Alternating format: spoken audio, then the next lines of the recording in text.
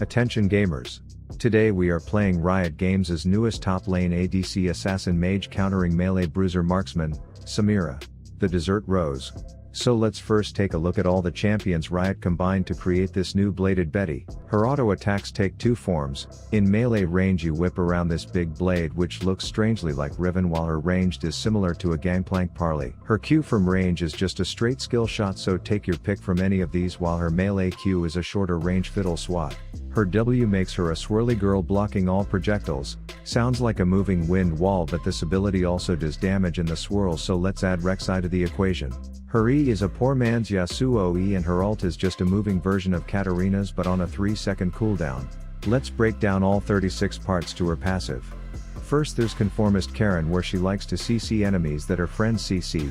It's basically like being in Twitch chat and just blindly conforming to whatever your favorite streamer says. Wait, are you guys actually laughing? A few moments later. Add Swain to the list. And finally we have the grading system of confusion, where basically you just mash buttons, and as long as you don't do the same thing twice in a row you improve your grade, which makes you run faster and ultimately cast your ult. Maybe not a copy of a champion, but sounds oddly similar to Windwalker monks in WoW, so add them to the mix. But this is also why Samira should not be played ADC but as a bruiser top instead, considering you can only cast your ult when you have comboed your way to S, which means you have to use two moves that require melee range. So if you are a glass cannon you either kill your opponent or die before you can cast that lovely broken bullcrap of an ult. So build top lane bruiser and take Conqueror to pair with the combos, and you are in for as much fun as the time when I destroyed that Yasuo and Dr. Mundo in Jeopardy! Welcome back to Jeopardy, where we are seeing a new contestant, Rav Daddy, really making a name for himself here. Let's finish off the board. General Gaming 800. This game has the largest community in mobile gaming, consisting of millions of players each month, where you collect troops, build them up, pimp them out, and battle through campaigns, PvP battles and bosses to earn loot and sweet rewards. No? What is Raid Shadow Legends? Game stats 12 hundo. Clans in Raid are like little families where you can fight bosses and missions together with groups of friends to earn rewards and loot. The number of clans in existence. What is over 216,000 clans in Raidy Shady? General Gaming 16 Hizzy. The platforms that new or existing Raid players can go to when they need help or want to meet new people to play with. Sorry. Mundo! Really, dude? Mundo! Can someone please take his damn buzzer away already? What is YouTube, with thousands of videos posted each week about Raid, or Discord with over 100k active members, or Reddit, where I currently have a post trending "Let's Go Baby, where my boys at?" Game stats 8 hundy. The stats displayed on the board describe this mobile game taking the world by storm. What is Pokemon Go? Sorry, the answer you were looking for is actually Raid Shadow Legends. New updates 2k please. Huge champion updates consisting of a massive rebalancing of over 20 different champions to make it so that PvP arena battles actually feel fair, unlike League, as well as the new Forge where you can craft super dope artifacts and start competing immediately. What is the updates to Raid coming in September? Perks and rewards for Hizzy. Oh, Daily Double. The events being displayed in this video are: what are the dope rewards you will get if you use my link in the description to download Raid, like the 100k silver, 50 gems, 10 shards, and a dope champion named Slasher who rules the lizard men. So give Raid a try today. Okay, timestamp Tommies, now is your time to shine. Take to the comments, hurry before someone else outdouches you. First, trying to tell people to skip watching what took me like 2 days replicating a whole freaking game show to make these ads feel like content, so please be adults here and slap that upward thumb before we get into some games. The best runes on Samira, no argument, are Conqueror, because you already have to be in an extended jerk-off contest to proc your ult, so you might as well add an ass ton of adaptive damage to it when you're at it. Then Overheal puts a tanky white booger on her health bar. Alacrity is your morning coffee, and coup de gracing low health anuses or A9 never gets old. Then Nimbus Cloak, cause you never go to battle without some cocaine in your pocket. And finally Gathering Storm, because games in my elo get more thrown than food fights, so it's always good to have some late game roids shot into your butt cheeks. The game starts out with me against that spitting helicopter pilot, and I just know he is going to book himself a flight to Pussiesburg the second I engage, but little does he know he'll have to connect through Ganksville, and there's horny Kodos in Ganksville, which results in the shitter getting ice cubed and bludgeoned to death.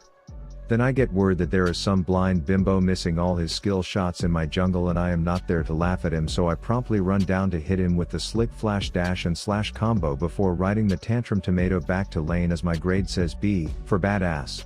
And a minute later that bedazzled Warthog rider comes back to repay the favor as I hold my conformist CC, initially knowing that midget shit is just going to take the next flight to I'm a bitchbird, but once he lands we immediately count to 3 and say freeze as I trace the dotted line to alley-oop the aircraft, and this performance has earned me the A to make mommy proud. Turns out mom's a strict bitch and isn't satisfied with the A, so I come back to lane and immediately combo the Amelia Earhart simp with a dasher auto can take a number/combo, which rewards me with my first sweet S, which in this case stands for slaughter the shitter, as I spin around orgasming sharp objects until he dies. But I guess he wasn't a fan of being the shitter in that situation, so he tries his luck mid just so he could help me get content and fill my comment sections with a bunch of people saying remember that time when Corky lost to a Yumi? And this allows me to play Spank the Statue a few times, which Samira tip your melee autos do more to towers, so don't be a moron like I was here. But anyways, the Sonic shitter tries to interrupt our vandalism by yelling Marco, so I dash in and yell Polo, but the sexist pig drop kicks me away saying only boys are allowed to murder him. I head home and become perplexed over how this little shitter got his pilot's license, considering he clearly can't read a map, as Karen and her Kodo ask him how he plans on fleeing when he is a frickin' geode until he flies over the Red Robe Academy, and I come in to inform his autos that the office is closed and to try again later before dashing in to score me some style points, which unlocks my inner Katarina for the kill. But somehow in the midst of my jungler practically shacking up at my place for most of the game so far, the dumb blind Rocky Balboa managed to kidnap a scuttle crab and make it sit through a whole Keemstar video, and now it's raging out and trying to deface the monument we just finished installing lasers on, so needless to say I am pissed. Pissed enough to burn a fail flash, but I hit a 200 IQ dash to the baby chicken just to get pussy punted back into the coup, leaving me with all this pent up aggression that I start unloading onto this red rooster until it too tells me to piss off, but at least blindy butt muncher gets taken down. Then it turns out that battle board just listened to an entire audiobook on facing your fears, and apparently its fear is brainlessly diving turrets, so the obese porker dashes in and I admire the dotted line that does nothing at this range as she continues to chase, so I follow up with a dash smash dash combo for the kill. I decide to take a trip back north while literally walking right through their lease and taking scuttle as if I have never read a map before, but hey, at least I am not a freaking pilot, as I run to lane and Corky pauses when he sees me because he knows that I know that he knows that when I find a way to get his midget body out of that tiny plane, I'm going to plug his asshole with so much pain as I get my shitter slaughter proc plus a pussy cat, so I give him a private death in the shrubs. It appears K-pop boy band Graves has been sufficiently fed in laning phase and now he is unloading on our Deadpool cosplayer, so I run in to inform him that shooting his ult at actual enemies would be helpful, and then I charge 600 Gs for the advice. Turns out he has learned everything he knows about map awareness from his top laner, which needless to say results in him getting strobe lighted warthog humped, knocked up and violently murdered by a purple haired chick and her kitty. Speaking of the aeronautical idiot, he has impressively managed to travel all the way across the rift while still having no clue how to read a damn map, which leaves him tied up and licked by Karen's Kodo, who so graciously leaves the poor pilot naked and alone for me to rob. To which I sense anger when he says, maybe lick her also. Then we catch K-pop Graves once again rehearsing his hip thrusts all alone in the forest, so I ask my kitty to give him some dank lights to perform his latest single called Dying Alone. I come to their base to tell this nugget to consider himself spanked, and then my golden greed almost makes me reread my least favorite book for the 800th time, titled How Rav Single-Handedly Threw an Easy Game, but turns out that sexist pig's drop kick saves me this time as I conform to some CC and take him down, which finishes off the first game with a performance that hopefully shows the power of building Bruiser on the Rift's newest babe. But to show the other side too, I decided to queue up a second to see if more lethality equals more enemy fatality, and it turns out if you pair it with a camping jungler, it does. As the game started with the pink sex ant making an early visit just to sting steal her way to my kill.